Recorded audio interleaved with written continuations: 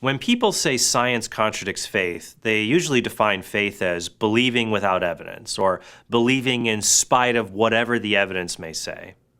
Science may contradict that definition of faith, but not the traditional understanding of faith.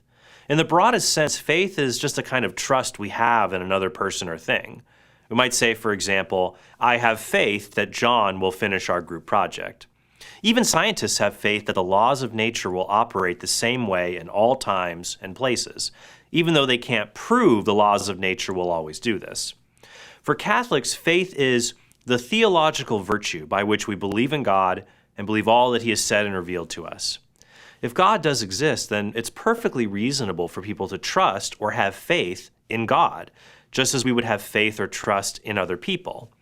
This includes trusting what God has revealed to an individual through something like prayer, or in a public way through things like the Bible or the teachings of the church. But doesn't having faith mean you don't have evidence for what you believe?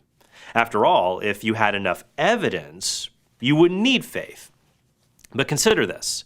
According to the United States Parachute Association, 99.99% of skydivers survive their jumps.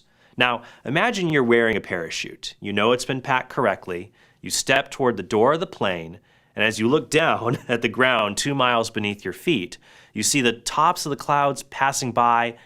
I ask you this, are you nervous? Probably.